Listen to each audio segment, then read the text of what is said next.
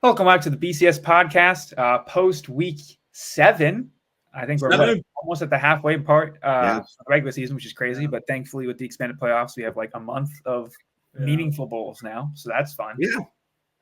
And I think only one of us will be participating in that. But hey, we'll still be here to have fun and watch. How's your guys' week been? Honestly, I mean, kind of a slow week. Kind of other sports starting up, which is kind of cool. Especially hockey. There was some talk of some other sports last week. That's all we got. By the time you'll see this, we'll be facing the Royals. Oh, great! The Tigers. The Tigers want to make it. But yeah, as a wise man once said, "Go Tigers! Go Tigers!" The Tigers did not win. We choked. The guards have moved on. Cozzi was waiting for that. I couldn't have been more right about what was going to happen after the recording. I was like, the most Detroit thing is for the one guy that's good to totally shit his pants. And he shit. Yep. I mean, he got no help. He got zero help. He got no help, and it was an outstanding game. But it was a good series overall. Yeah. Guardians had a really interesting strategy of Stephen Kwan was up to bat every inning. It was pretty bold. And he never got out. I don't know how it worked, but he just goes up to bat every inning. The other thing is, and obviously here in Cleveland land, I don't know if you guys have noticed, but the Guardians have trouble shaking off after a Browns loss. So they'll win like Thursday, Friday, Saturday, and keep winning, and then we'll get to Sunday and the Browns will lose and bring the whole city down so bad that the Guardians just lose like on Monday and Tuesday and Wednesday. And hey, you know what? It happened again this week. So here we are. Yeah. But yeah, on to college football though. Yeah. That's funny. So yeah, Friday night we had one game. Maryland hosted Northwestern. Maryland is collapsing like no other. I just don't understand. They are just. You want to know the answer or no? What's that? I know the answer. Josh Gaddis. Yeah. Josh Gaddis. I mean, in this game, it was tight in the first half. I think Northwestern scored on like every drive, and Maryland just kept turning the ball over. They missed a point-blank field goal, a lot of stuff. And then it was in the fourth quarter, I believe it was similar to what happened in last night's game, the Boston College Virginia Tech game. It was literally one play, fumble, score, fumble, score, fumble, score, and it was just like it kept going. It kept going. Maryland had it close and just kept going. I mean, they got good players on Maryland, but they just can't execute. Moving on. We'll start Purdue, Illinois, which was an absolute insane game. A crazy comeback that I just never saw coming. Illinois had, I think, like a 20-point lead at some point. Yeah. 27-3 at halftime. Yeah. And just absolutely collapsed. Were they literally looking ahead of the week? I mean, Purdue just changed the offense and scored on every possession in the second half. Yeah. Here's the one thing: Purdue scored 46 points. Former coach in Illinois, he wanted this one badly. He wanted this one badly. But do you still agree with the go for 2 in overtime? Absolutely. Because you look at the Tennessee-Florida game, same thing happened. It wasn't overtime, but it was right before overtime. They could have gone for 2 and won the game. You got to try to win the game at some point. I mean, this type of game is just. You're Purdue. You fired your offensive coordinator because he was so bad. You're not. You scored 49 points somehow. Yeah. Well, the worst part is that 2-point conversion was wide open. Maccabee had a little flare out of the backfield, but he just couldn't see him because he had 2 guys in his face. So yeah. That quarterback, what's his name? Brownie. Kids Yeah. I mean, he ran for 100 yards. Illinois cannot stop the run. Their interior O-line is brutal. So I don't know. They might have a tough stretch coming up soon. Yeah. It'll be real tough this Saturday. Could be next game, Washington, Iowa. Washington absolutely has a dud after beating Michigan. Comes out 40-16. Wasn't even competitive at all. The game was just a blowout. Championship hangover. These things happen, you know. Championship hangover. Bro, they made a shirt for beating us. When's the last time a regular season game non-rivalry shirt was made? Let's be honest. True. Yeah. Probably been a while. This was a good example of Michigan losing a bye week. Yeah. Caleb Johnson is back. By the way, stat in this game, I don't know if anyone saw the stat.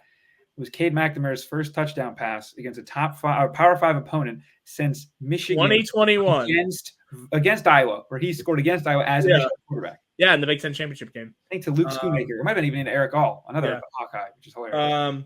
Wisconsin blows out Rutgers. Okay, talk about shocking. I did not see this coming. I didn't see it very wrong. Hand up. Yep. Super wrong. Very wrong. I was such a believer in Rutgers all season. I was like, man, okay, they're going to rebound here. They're going to beat Wisconsin. If you listen to what I said the whole time, I was sitting there like, this line, why is it only 2.5? Why is it this? Well, found out why pretty quickly. Yeah, they knew. They might be better than Ches. I added him on fantasy just in case. Dude had like 60 points. And then the final game of the day. 100 yards rushing, 3 TDs. Final game that we'll talk about before the key ones. Yeah, I don't know. Yeah, I didn't even watch that game because I was just so disappointed that Rutgers just absolutely just stunk. Minnesota beats UCLA 21-17 in a stinker.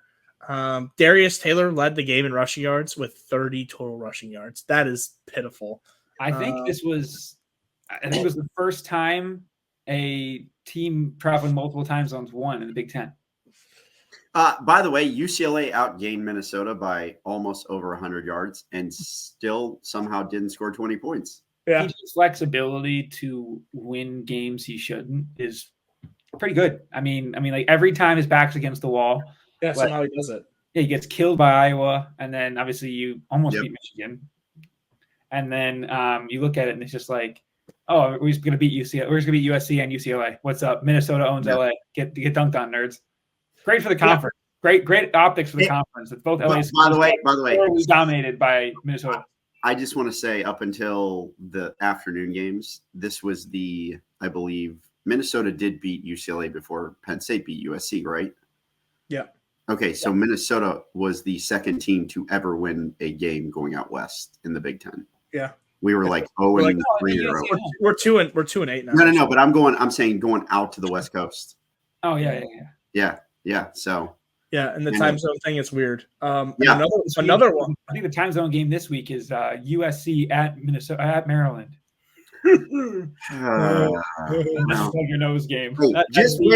Just wait till the Big Ten after dark in 2 weeks. I'm betting every team against the spread except one or two. Actually, there's also tonight is Oregon. Hey, we'll talk about that game here in a sec because I think me and Zach know very well about trips to Purdue. Yeah. And then the last game before we touch on probably one of the best games I've seen of the year. Penn State. Not this. This is the game before the game. No, you're right. This game was electric. This game was absolutely electric. USC hosted Penn State. This was a collapse. This is an absolute collapse. USC was 20-6 at. I'll take my hat off to you.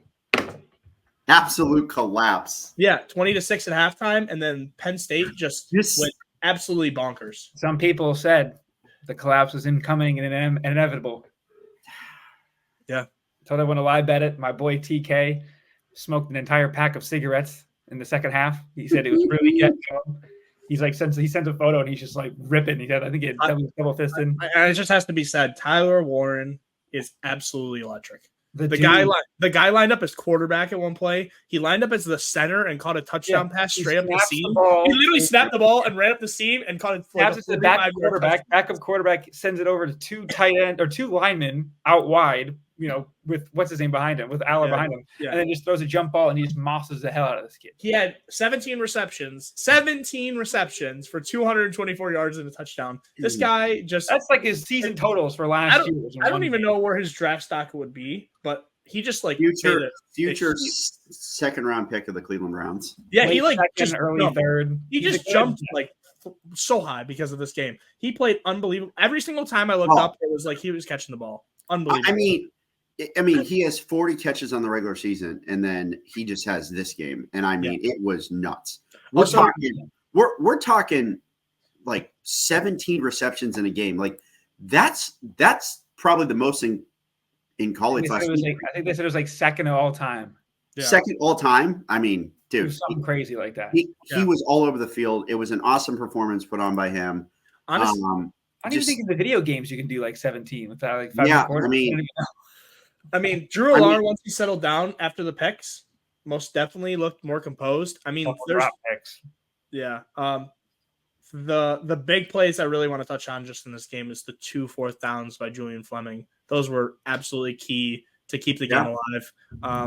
I don't know how that like one of the catches, Drew was rolling out and he threw across his body and it was wonderful. I mean, and those are the only 2 catches of the game for Julian Fleming too. I mean, that's the only time he was involved in the offense. Yeah, big time plays. Yeah. When I know Josh Pate always talks about like, bad lock stats, what he calls it, like stats you hear and you're like, oh, the game is going to be over. Woody Marks outrushed Penn State almost. He had 111 yards. Quentin Joyner, the backup, obviously one of them was a 75-yard touchdown, but he had 82 yards. And the whole team had 118. Singleton had 10 carries for 26 yards. So, of course, this is the year I don't get to play Penn State, but whatever. Also, the one thing I want to touch on is just like Blake said, the collapse. The biggest thing that we had a problem. I mean, USC played the worst overtime period I think I've ever seen. Oh my God! Yeah, they played to lose. They literally played to lose. Yeah. They put their field goal kicker in the worst situation possible. They didn't gain a single yard. They lost yards in overtime. How do you lose yards from the 25 and overtime? Actually, it was only the third. It was the third worst overtime game that week. Florida did the same thing. They ended up. They had a 4th and something. The best was a few weeks ago. Nebraska had like a 4th and 48 in overtime. But I think LSU did the same thing. They had like a 58-yard field goal they hit in overtime, and I was like, "Oh my God!" Probably lost the next play, but it's certainly something. I don't understand why. It's Lincoln. We kind of saw what happened last time. He was running the ball with success and decided to throw it. The coaches do it all the time. Obviously, we get to another coach do the same thing in a minute, but I don't know. I don't get why. They just coaches love to get cute or something. I don't know. It's weird. So yeah, that was interesting. But yeah, we'll just move on. Penn State, huh? Gee, I'm just realizing that. I mean, there's a realistic shot, and we'll talk on this in a little bit. But this Ohio State Penn State game is getting a little more interesting every week. A little more interesting that you never know. I mean, they're ranked above us, so. Isn't the spread like 10, or am I lying? It was like I can look it up. I think it was 4. I mean, Tyler Warren, he's going to be their savior. Julian Fleming's looking good. It's a 4-point spread. How many OPIs does Tyler Warren have? Oh man, we'll get into that. Yeah, so we'll catch it. Let's go. Go ahead, Cozzi. The big game of the week, the NBC primetime game of the week. Okay, I am not like blah, blah, blah. Sorry. I am not like the rest of Buckeye Nation. I am not pushing the panic button. I am not thinking this sky is falling. I'm going to say something, and Saban actually said it Friday before the game on Pat McAfee show. He was getting interviewed. They were talking about it, and he made a statement that I actually like, but I want to see it from the Ryan Day perspective, because we've seen this with the Urban Meyer perspective.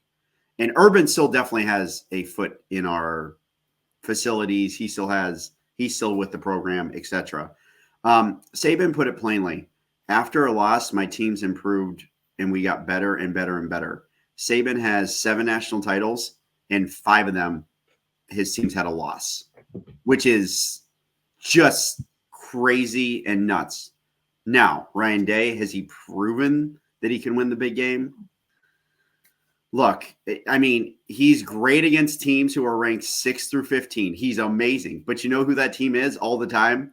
It's a Michigan team of 2019. It's a Penn State team every year.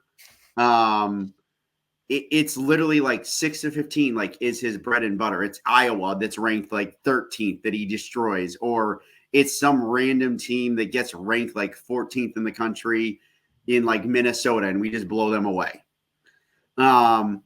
This one hurt because he called a good game. Will Howard put us in a situation to win? But there's a lot of questions here. I mean, Oregon technically left points on the board. There's that side of the thing. It just kind of seemed like, and correct me if I'm wrong, but to me, it kind of felt like there's 2 heavyweights in the Big Ten, and they just went toe-to-toe in Autzen. And It was a tough visual to go from that Penn State, borderline, like basically they stole that game into watching again. I haven't enjoyed a game where I don't really care the outcome in a long time like that well. That game is like one of those games I'll remember. Like you're like, oh, Tennessee, Alabama 2 years ago, or Georgia, Alabama this year. That's one of those games where it's like I know where I was watching that game, and every play was like big play, big play, big play, big play. And like, sorry, Zach, not a slight at you, but like Blake has been in this big game moment where it's like you're just so locked in. I'm going to be honest with you. This game went by like that. I'm not even joking. Like I looked up and it was like 11:30 and I'm like, how did this game take 4 hours? I felt like I watched this game as like a cinematic movie and I was in the movie theater for like 30 minutes. I had a friend at halftime goes, are you okay? You literally had one drink in the first half. I'm like, yeah, I'm fine. Why? They're like, drink, like you're too nervous. And I'm like, I'm just enjoying it. Like this is just toe to toe, Big Ten. Like we are just going at it. And I'm going to tell you what, Oregon, yes, look, they proved that they're worthy of the Big Ten. I did not think we'd lose this game, but also at the same time, now I got to question Jim Knowles. No punts in the fourth quarter in every top 5 matchup he's had faced. Also, you're not twisting your defensive lineman. You're literally asking Jack Sawyer and JTT to go out there and rush the edge and basically have your defensive tackles just rush upfield. I need some twists. I need some blitzes. When you brought the blitz, you got pressure and you made Gabriel uncomfortable. And then you send the blitz and Gabriel it was a nice play by him on the touchdown run. But like you sent the blitz the wrong way. And look, I get that's going to happen. I get that's going to happen. It's fine. But you're not doing any twists right now. And you're letting the tight ends and the running back chip your two best edge rushers. There was 19 pressures on Gabriel in the game. 0 sacks. Yeah. 0 sacks. You can't. So you gotta change something up. Look, I mean, just the whole way the game went. Everyone wants to talk about the interception that Will Howard supposedly threw. Look, that's a tie to the wide receiver. I mean, that could go either way. Yeah, I wasn't mad about that play at all. If there's a tie to the wide receiver, there's that. But here's the other thing. Then you have Judkins, who you trust immensely, is maybe your running back one, is maybe the best running back.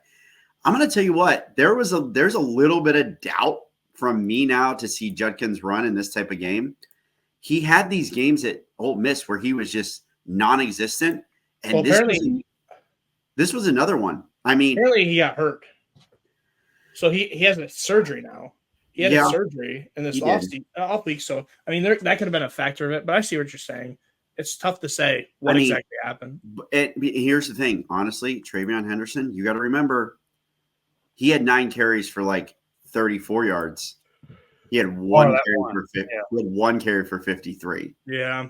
And you know what? The O-line I felt like was doing a decent job. Now, granted, Oregon was out there. They were without their best pass rusher. But I will agree with Blake on this. This game just felt like a cinematic event to where you were just sitting back and it was like, wow. And as a Buckeye fan, like I just kind of sat back and I was like, okay, this is an awesome game. And then you definitely want to win it. But I'm also, you got to build off this. You got to learn off this. Jim Knowles, you got to start making your defense a little bit more creative instead of plain, bland, this kind of stuff. Start sending styles on the blitz. Start sending downs on the blitz. You got to do some twists. You got to mix some stuff up. Like, I don't know what you want to do, but like Jack Sawyer and JTT are actually getting the pressures. But when they're getting double teamed, you've got to start sending a blitz here somewhere up the middle, stuff like that. Also, we will talk about this. There's one guy who plays cornerback for us. Oh. As far as so I watched some Jair Hill tape the last few weeks. Dude, it was nuts. I had never seen anything like that. I have renamed him, actually. He is now officially Roasted Chestnut because he got roasted on an open fire. And, dude, 8 throws at him for how many yards? Like 154. You're wrong. You're low. You're low. How many? Like, do you know? I'm pretty sure they were 10 for like 187 yards in the touchdown. It was nuts. It was 8 throws at him for 8 completions for 178 yards and 2 touchdowns. That's nuts. Dude, here's the thing. You have Jermaine Matthews sitting on your bench. You have Aaron Scott sitting on your bench. Throw them out there. I don't care. Like, throw someone else out there. Dude, I'll say this.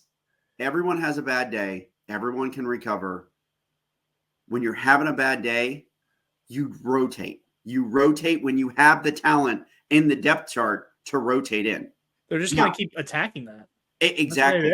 And Dylan Raiola is going to come in, and he's going to throw right at Denzel Burke.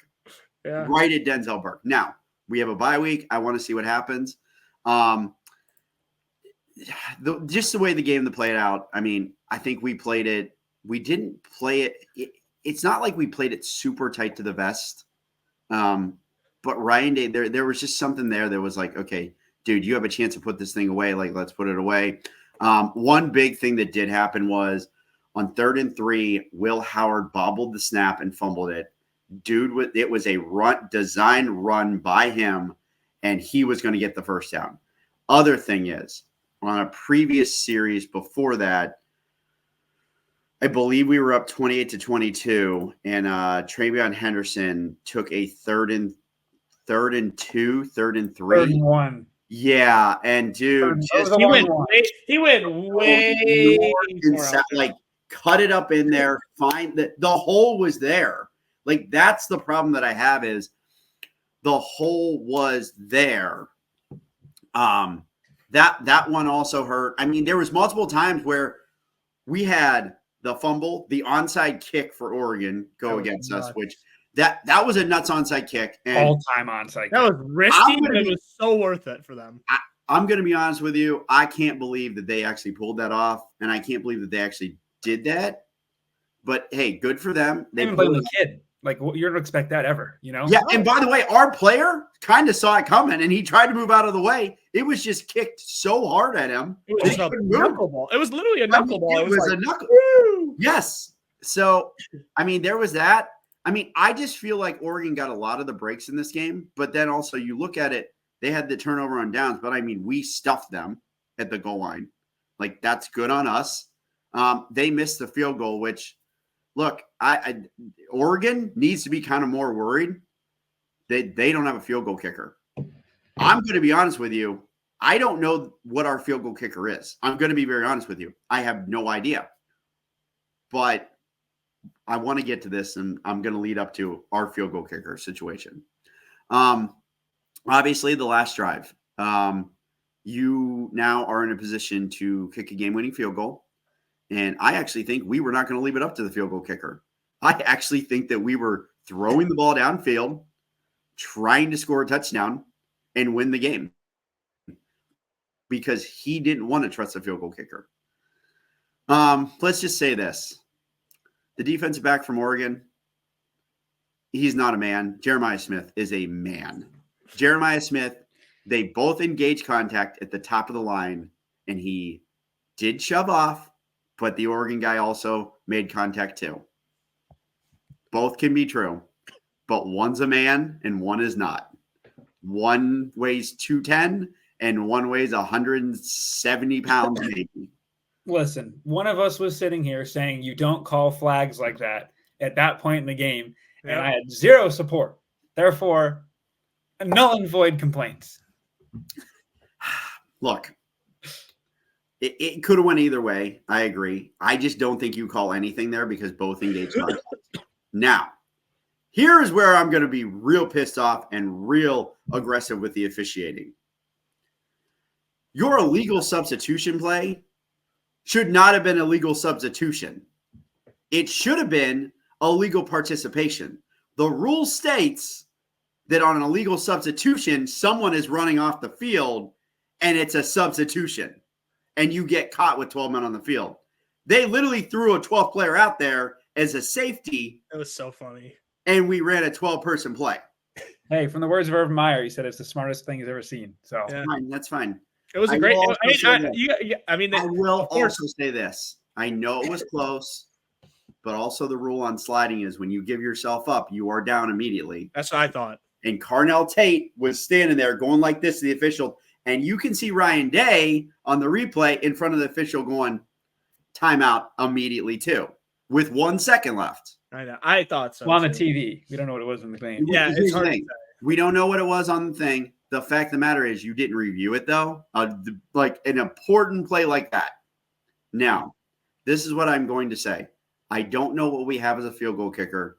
We lost the game on the road by a point. You have a chance to redeem yourself if you win out and you go to the Big Ten title game and you play Oregon. Had we lose to Oregon, you can win out and lose to Oregon again. You're still fine. Had we kicked it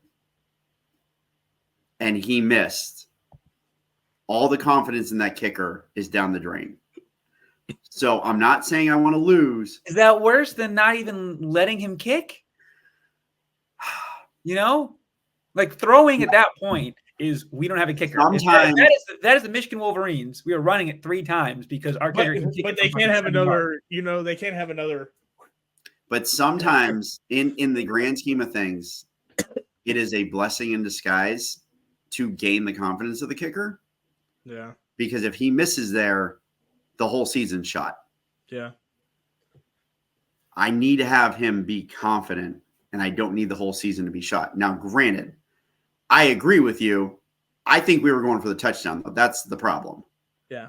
I will say the 15-yard penalty, just absolutely outrageous offensive pass interference. I mean, if you're going to call that precedent, then you got to start calling a lot of offensive pass interference. The problem is just, it looked so bad. It looked a lot worse than it was. The problem is he tried to sell it, but just the screenshot alone of him like this with Jeremiah with both hands extended, it's like, unfortunately, that's textbook. It sucks because that's the problem with review, and I watch a ton of soccer. So when you do VAR, everything in slow motion looks like you're trying to murder somebody, and then you watch it in real time, and you're like, oh.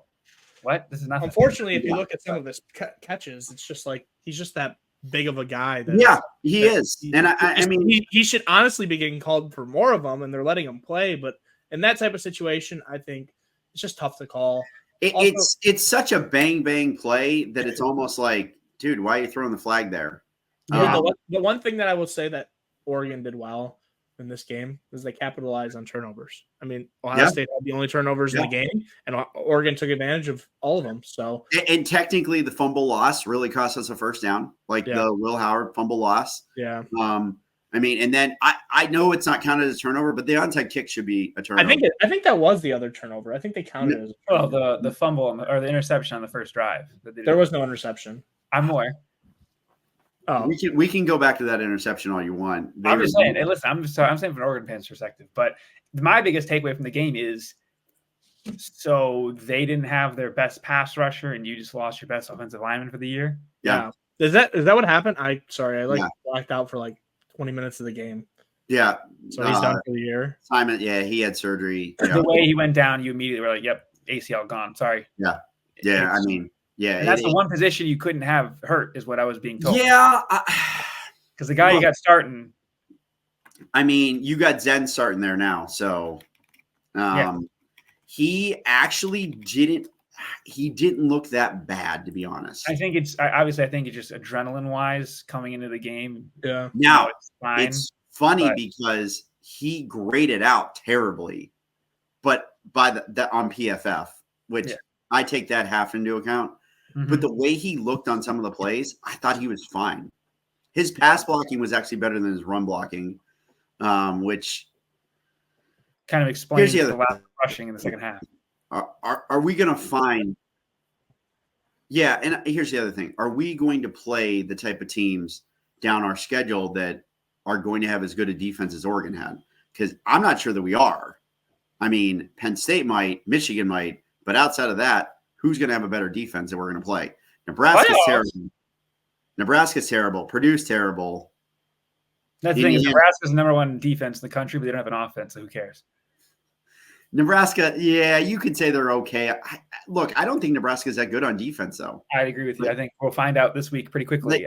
I think that they are so overrated, and they just haven't played anybody. Like their closest game right now is they're playing Nebraska at home. That's their, because it's funny. I don't know if you saw, but if you look at the Indiana schedule, is if Michigan loses to Oregon, which obviously one would think so, they would have one ranked opponent on the schedule, and it's you guys. I said there's a world that they could go 11-1 and miss the playoffs.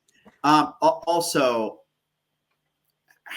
look, I talked this over with a lot of Ohio State fans, and a few Ohio State fans, and we talked about if we lose to Penn State, you're not in the Big Ten title. That's what I'm saying. Road playoff game, probably. You're probably getting a home playoff game.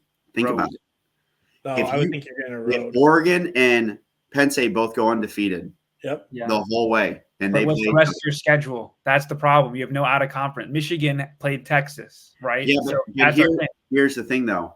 Who are they going to rank above us? Because right now the SEC's. I understand, but the fact that Heather Dinch, known Buckeye, was on there being like, Ohio State has two teams on their schedule. She even said they might have to start rooting for Michigan down the line. Because if we beat, the best thing for Ohio State would be us beating Oregon. Ohio State's they're in the playoffs if we beat Oregon. Yeah.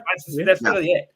So the out of conference might actually. Michigan last year was the same way. Michigan had 2 games scheduled. Hey, I'm just going to say there's a game tonight that we should be rooting for that has our team down the schedule on it, and we play Purdue. So it's not Purdue, it's the coach.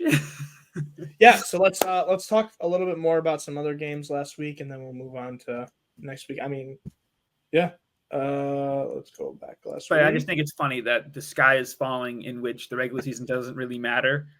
And if it was a one, not you obviously, but if a 1-point swing and it'd be Ryan Day's back, yes. Lanning sucks. Lanning can't win a big game. It's like, dude, it's 1 point. I have both coaches stumped, so whatever. Here's the thing. Everyone's like, oh, Dane Lanning is like the coach now, like the best coach ever. And it's funny. I was the biggest proponent of, don't worry, the regular season will still matter in college football. Yeah. After losing 1 point to Oregon on the road, I was like, maybe some people are right. Maybe this doesn't matter as much. Maybe it's just going to be the rivalry games will still matter, but the rest of the regular season, win or lose, if you go 10-2, you're in the playoff essentially. Yep. Yeah. That was the funniest part too, is if you looked at, I know Zack can attest, what we were doing in one of the Big Ten group chats was we've always been running with the regular season doesn't matter to prop up and make Michigan's title last year look better. And unfortunately, the Buckeyes realized that too late and had to be like, fine, whatever. Yeah. No, it doesn't matter. But as Zack knows, there's quite a few people that still are on the side of milk cartons. We cannot find them. I don't know where they've gone. Can't find them. Yeah.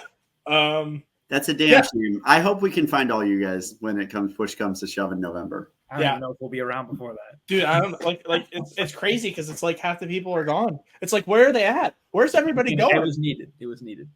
No one good has been missing, so that's fine. Yeah.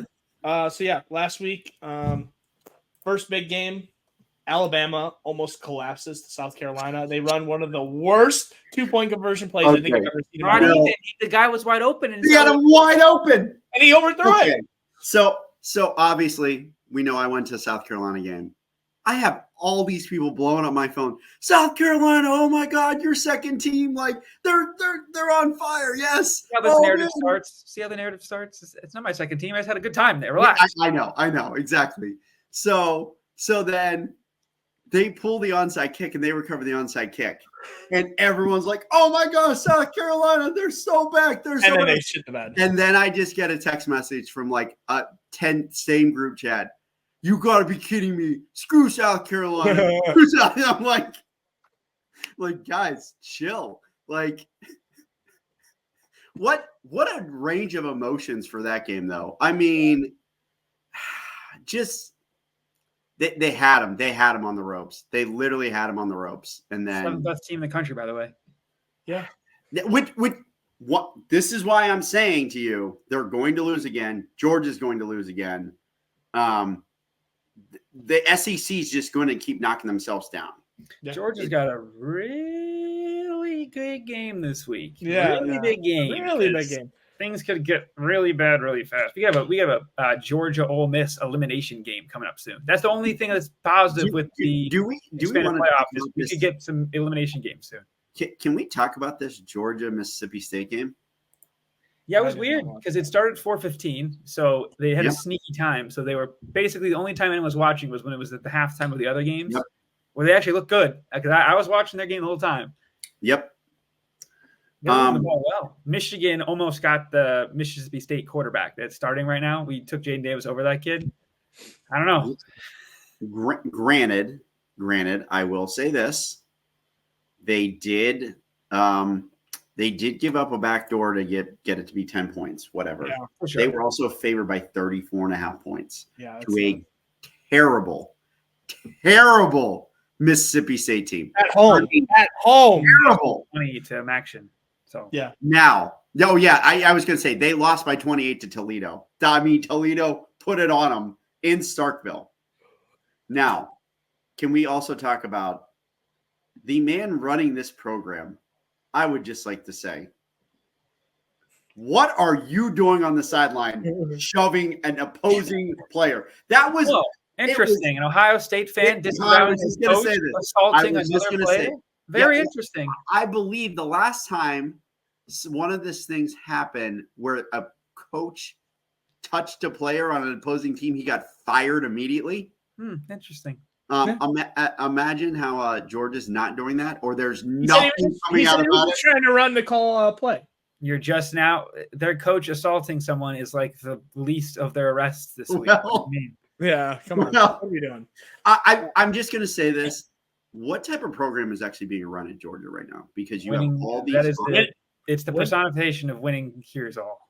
Hold on, I'm going to say it. They are the new you. Yeah. They are the new you.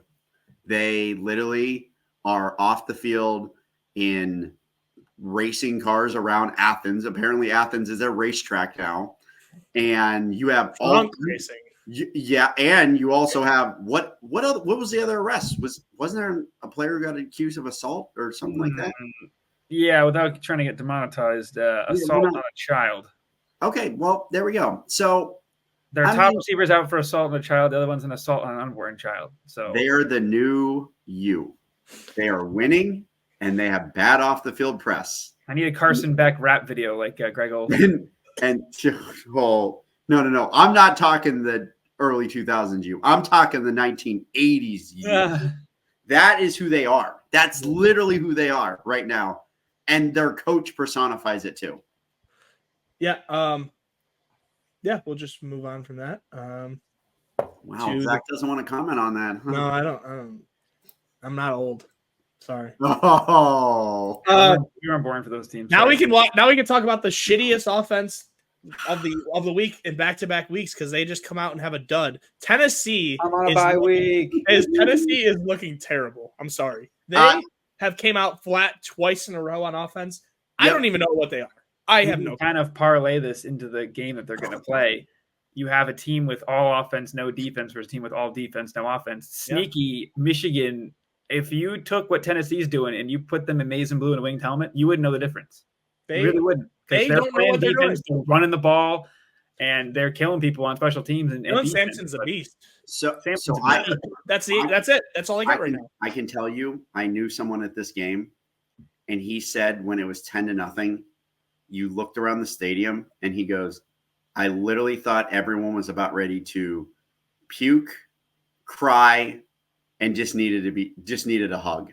He's like, and everyone was just going, oh my gosh, it's Florida. It's Florida again. It's Florida. They're doing it again to us. And you still can't beat them. I know. And he said when they took the lead 17-10, he goes, I don't think I've ever seen a stadium go more nuts over a what was at the time a 3-2 Florida team, and they were just going absolutely crazy that they were beating them. Yeah. And he goes, I just looked around. I was like, why are you guys going so nuts over this? Like, this seems terrible. You guys should be up by like 5 scores.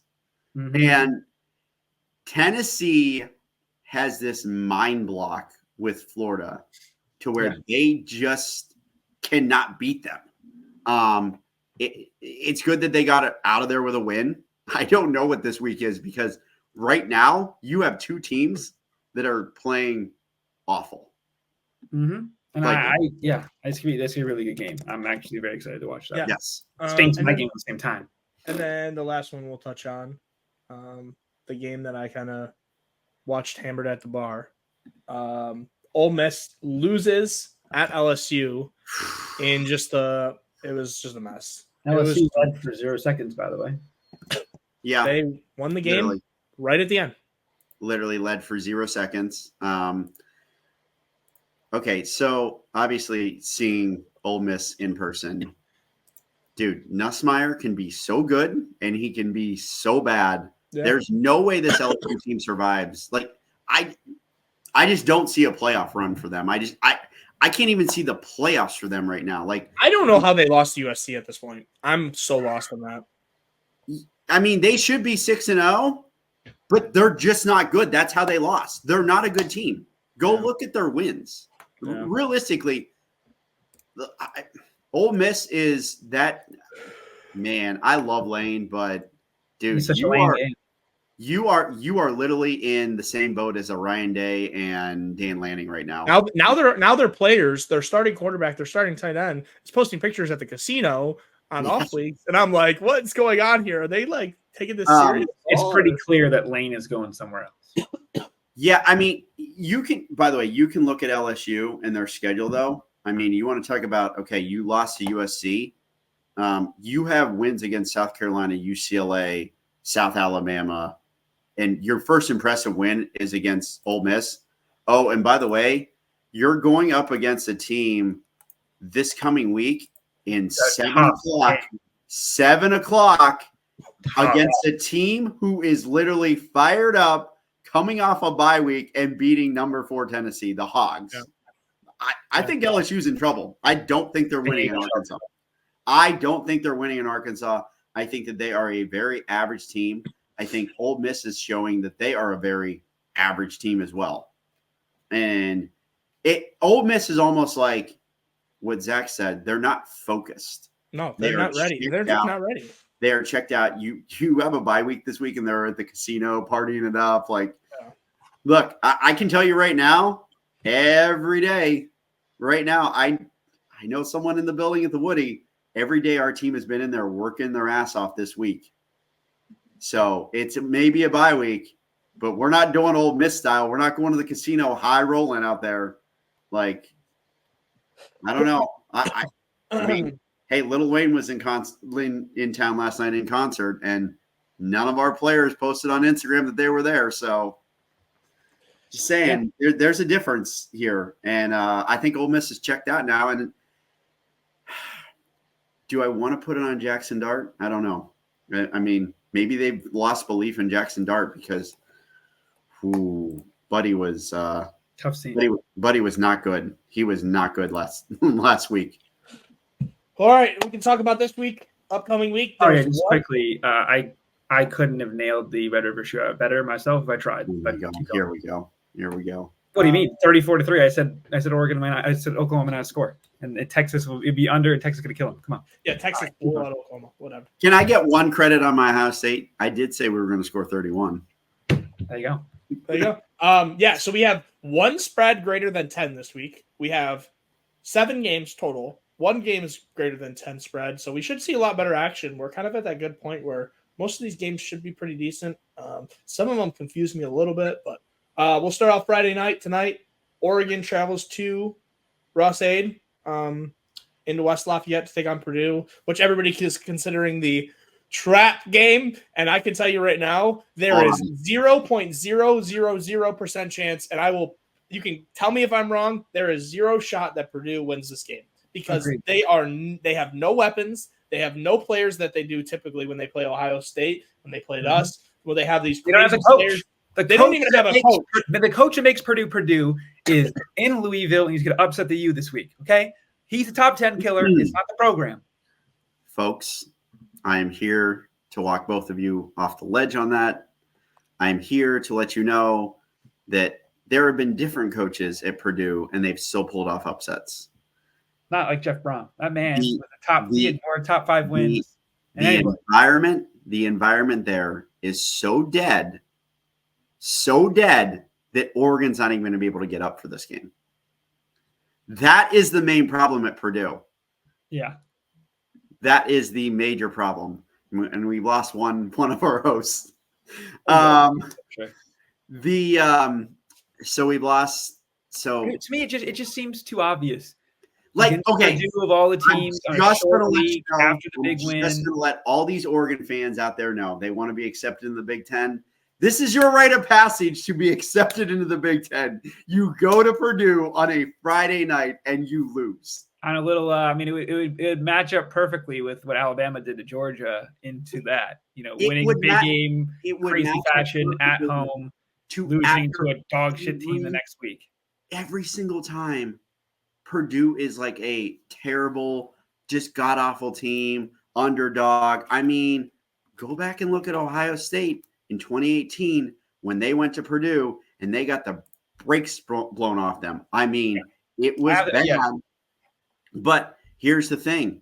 The week before that, we were rolling. Here's the thing. We had went to Penn State earlier that season, and we'd won on a come-from-behind 27-26 victory. Guess what? Then you came home for 2 games, and you blew the doors off Indiana and Minnesota, Minnesota that year was actually not bad. And that's the other thing. Like Minnesota that year, yeah, they had their struggles, but they weren't just a god-awful team. And then you went to Purdue. I'm telling you right now, this is the trap game of all trap games. Look, you want to be accepted in the Big Ten? We hear it from Oregon fans all the time. Here's your acceptance. Welcome to the rite of passage, going to Purdue and losing. Which I actually want to ask you this, Blake. When was the last time Michigan had a game where they were so heavily favored that they blew it outside of Ohio State, Michigan? Does TCU count? Okay, TCU. Yeah, there you go. Yeah. But I don't think it was that big of a spread, but just the public had no chance that TCU was. I'm saying a bad loss in the Big Ten, like at Purdue and at. I don't think you guys have had one yet. During the game, I guess my answer would be the Michigan State 2021, considering we were up 16.5. Okay. But I'm trying to think of a game before. That's the thing with Jim is Jim would only lose to big games. Jim's like what Ryan Day used to be. He'd win every bad game, but he'd only lose the big ones and get killed. Yeah. Like I guess TCU kind of is the only thing I could think of, realistically speaking. I mean, because COVID, I don't think really counts. It would have been maybe Rutgers during COVID, but we beat them too. Maybe Illinois 2 years ago, we beat them at the end. I know you guys say it's 0% chance, but hey, I don't think there's any hope. I think that they got a few guys. That's about it. I mean, Maccabee's gonna be a great Wolverine next year, but other than that, I don't. Everybody is currently to Blake. So yeah, let's we'll move on. First, we'll just. I mean, I don't even really care about this game much. Wisconsin at Northwestern. I mean, that's like a battle of like the basement, right? I mean, Wisconsin somehow pulling these games. I don't know what you mean by basement. They got a record. They are Michigan, Ohio State in the conference. So I don't know what I'm saying about basement. Wisconsin is going to literally end up winning this game in a blowout again. I think they found their identity at Rutgers. Oh my God. Run the ball again. Wow. Yeah. Run the ball again. Yeah. It's almost like we said that last year and they shouldn't have went away from it this year. I don't really, I'm not going to watch this game. Northwestern's a tough beat. Giving them that touchdown at home. Yeah. Next game, UCLA travels to Rutgers, like Blake said. That's a weird one. UCLA is terrible. Sorry. Stinky. Are we gonna do it again? Are we gonna walk into it again, Cozzi? No. UCLA's not scoring 20 points. They haven't scored 20 points. We should just take the team total under for 20. The under and the under overall would be good. Yeah. And then the big one at noon. The real. Most people are going to consider this the real first test. Indiana hosts Nebraska, which is going to be pretty interesting. This is like the next tier up because Indiana has like 116th ranked schedule. They're like in the bottom with what Ohio State had in the non-con, and now they're taking that spot as like the worst schedule even in the conference. Yeah, beating what? Hey. Northwestern, UCLA, and who? And Maryland. Maryland, yeah. Give me a break. Yeah, and by the way, just to remind you, they had 4 turnovers against Maryland and still won by 14.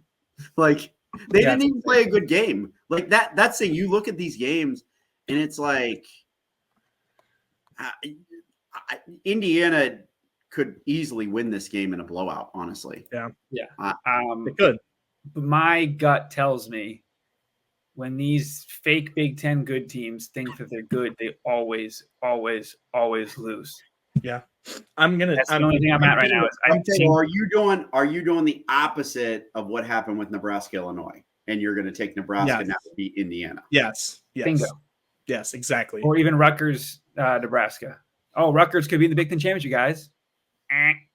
Indiana wins by 2 touchdowns. There you go. All right. I'm taking Nebraska to win. Okay. I think that it's fine. I will go against the grain here. I think this is going to be an interesting one, but I think Nebraska usually when all 3 of us agree on a game, the other team always wins. Right? Yeah.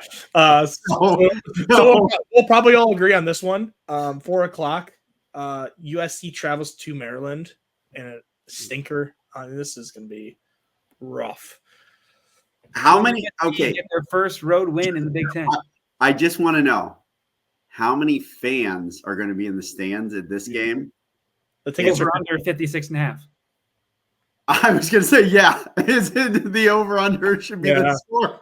Yeah. I don't know if anyone saw the last game, but there was the student section, which was half full, and then there was nobody else at the Maryland game. And it was against Northwestern. And it got worse. And it got worse because blackout and there was no one in the stands. Yeah, because they got killed. Look, toss up. I don't care. Like this, just below me, below any of us. USC it has to win. If USC loses this, Lincoln Riley may be on the hot seat then. He might be fired. He's on the hot seat. He might get fired then. He might get fired. He might be done. Lincoln Riley might be out of. Hey, you know what? In USC typical fashion, they're going to fire him on the tarmac. Yeah. And then I'll go first, and then Blake, and then Cozzi can do whatever. I mean, Cozzi. I have a bye week. Cozzi's got to talk about nothing. We take on Iowa at home at 7:30. Iowa's like a 6-point favorite. The over/under is like 40 points.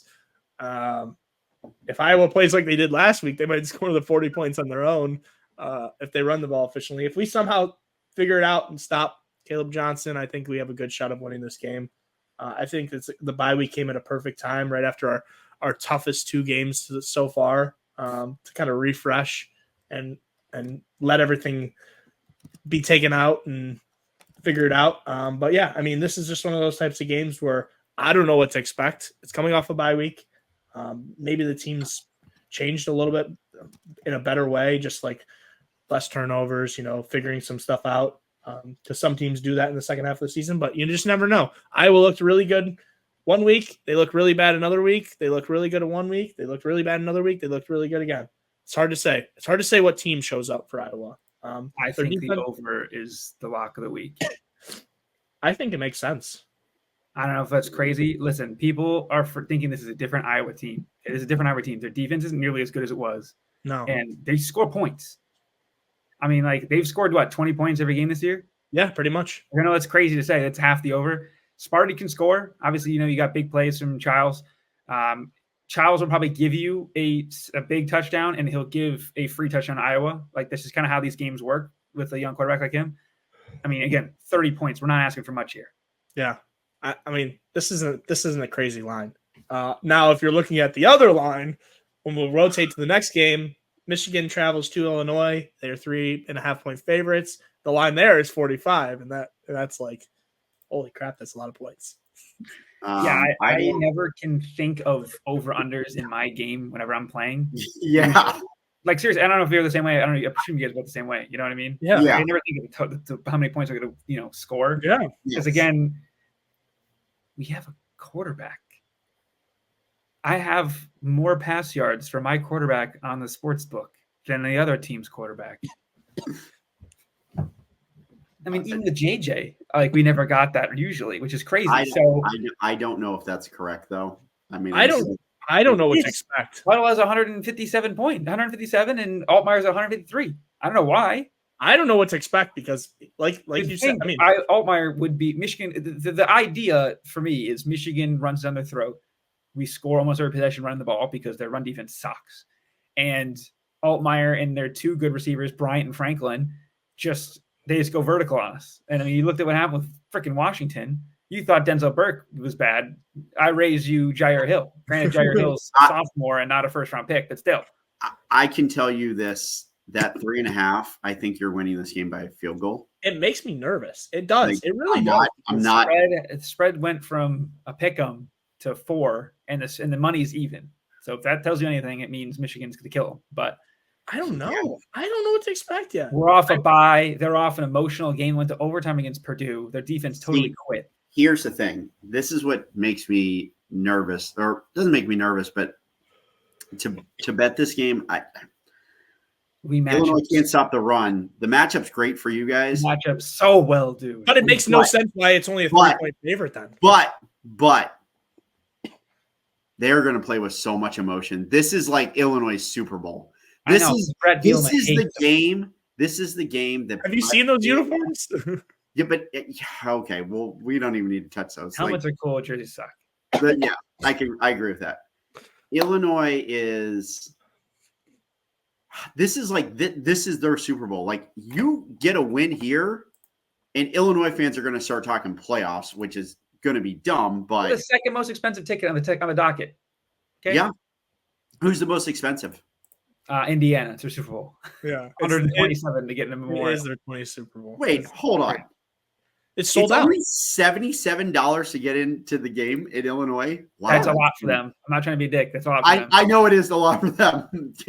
But I mean, if you really look at this, how much are they going to get hyped up? Which, by the way, if they're trust me, CBS would love nothing more than Illinois winning this game. Oh, they would, because next week they go to Oregon, and that's already the 3:30 CBS game. Oh, okay, fair enough. Yes, so CBS would love nothing more than Illinois to win this game and have such a skill difference between their interior O line was getting pushed around by Purdue. Get ready to learn 2 top 10 picks, buddy. Yeah, exactly. Yeah, you can show you about my defense. The problem is, because you look at what happened with the USC game is my secondary is not great. Right? It's Will Johnson and a bunch of bums, right? Can you trust Wink every play against USC? We had Miller Moss got pressured on. I think they said it was 80% of the snaps, and then Mason Graham just game wrecked. So if he does that, fine.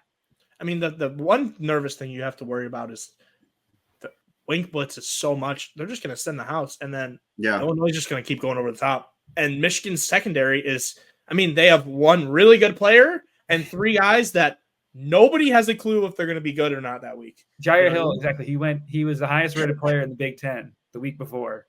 And then the next week, he's like the second lowest. It's what are you going to get? What are you going to get out of this team? Clearly, they're going to pick on him. I know Amir Hall is back. He's a more experienced corner, so we'll probably use him a bit as much more. Offensive line, Miles Hinton. I can't HIPAA, but the injury that they've given isn't necessarily correct. That's all I can say. It's a bit more serious than I would like. So I don't think he's going to play. Our right tackle is abysmal, but just get back to run the ball with Mullings. I tweeted out a stat the other day that Illinois has given up an 100-yard rusher 4 times this season out of their 5 Power 5 games. And in 3 of those games, it was 200-yard rushers against Penn State. And the last 2 was Penn State and Purdue. So the only thing with Illinois is Altmaier is the king of those. He'll take 3 steps running and then just flip it to a tight end right at the line of scrimmage. So you'll see a lot of very annoying plays like that, I'm sure. But I fully expect to win. If you win, everything's in front of you still. I know the loss to Washington really screwed everything up. And if you lose, I want Jaden Davis to play. I thought we're going forward in the future. But I think Tuttle looks so much better. And it was almost perfect where he looked good. Obviously, everyone keeps on with the 2 turnovers at the end. Whatever. We always have turnovers from our quarterbacks this year. He had 2 75-yard touchdown drives. That's a foreign concept to Michigan this year. Okay. So someone joked, they go, he was such a good quarterback that he made Donovan Edwards remember how to play football again. So that was pretty funny. But if you look at it's crazy. If you look at the first drive against Washington, and it was like 8 or 9 guys in the box. And then when Tuttle was in, it was like, normal. It was like 6 guys in the box. It's just funny how much more it frees up the fact that he can throw. And again, Tuttle can scramble a little bit. So I sneaky think we have a better quarterback in this game. I know it might be a scorching hot take. I don't know. I don't know if there's a better quarter. I think it's just a battle of who's not worse. I'm going to say this. Illinois is going to lose this game in heartbreaking fashion some way or another. Hopefully it's controversial again. So we can have a breakdown on I remember last time we played them, we had an OPI. Same thing Yes. You guys did. Well, not really. It was a little bit different because it was kind of a dump off, but very questionable. And Bielema went on a I'm going to make prediction time. Okay. This game goes overtime. Okay. So there you go. This game goes overtime. There it is. Fun, Blake. Have fun. This game goes overtime and get the game over with so I can watch the end of the Tennessee-Alabama game, okay? That's the only thing I care about. Run the ball, get the ball. So here is what I'm going to say is this game is going to be very tight. Illinois is going to lose in heartbreaking fashion. And Illinois is this year's Maryland, where they start off hot and then they just fall off a cliff. I mean, go look at their schedule. After you guys, they get Oregon. Then they get Minnesota, who I think is better. I don't know what Sparty is, to be honest with you. Then you go Rutgers and at Northwestern. Those are, look, the Northwestern game, they're playing at Wrigley. It's not going to matter for anything. So I just think if they lose this game, they will tumble. They will tumble off the cliff. Yeah. So, let's just touch on like 5 or 6, games this week. And then, because there's huge ones. First off, noon. Like Blake already said, Miami plays Louisville. Louisville that's an interesting game because they have the top 10 killer. I am so ready for Louisville to win this game and have the tiebreaker over Miami so they can go to the ACC title game or SMU can, and all these Miami fans can get upset. But the problem is Miami is probably still going to the playoff. Yeah. Which is absurd. This is one of their only tough games in the schedule. They got to win this game. I mean, imagine you lose this game and then you look down the schedule and SMU plays Clemson for the ACC title and SMU beats Clemson. They left out an undefeated team in the ACC before. If they lose a game to one of your only good opponents on the schedule, mind you, Louisville should have lost to Virginia last week, but that's a whole different thing. I mean, hey, you know what? Pitt could probably go undefeated and they wouldn't be talked about. So they got a great quarterback. They really do. They do, but they also do play Clemson and SMU, so they would get ranked high enough. But and then the 3:30 game, Alabama, Tennessee. Tennessee's doing their typical orange out. They're making it a huge game. I wish it was a night game, but shocker there. I wish it was a night game, but are they actually doing the whole orange stadium, or are they just? I think they did checkered now, or just orange. I thought they were doing checkered. They're doing orange again. They did checkered last week. Okay, there you go. And then the big one at 7:30, Georgia takes on Texas. This is a really big game for Texas because they really, other than Michigan, which they blew them out, they haven't really played a whole lot of. They've killed everybody. They've killed everybody. They haven't played anybody that's like worthy. So this is going to be a real test. They're just silently killing everybody. It reminds me of a team last year, and it's relatively terrifying. Yeah, they're really good. They're really good. Then, there's not a ton of great games. I just wanted to touch on this because Cozzi's going to love this one. The Army has been ranked higher than Michigan, and Navy is one spot lower than Michigan, and they're all service academy offenses. All three, right in a row. 24, 23. We throw the worst out of those 3 teams combined, and that's an actual stat. Yeah. You know what the thing is? I've been waiting for a season like this for Army for a long time, and now it's finally here, and I'm so excited about it. And you know what? It's funny because the little bros from Annapolis are there, and they're doing well as well. So it's kind of interesting. Yeah. God, I hope Notre Dame beats one of them. Oh, the big thing I wanted to touch on, and that is the bet I wanted to place.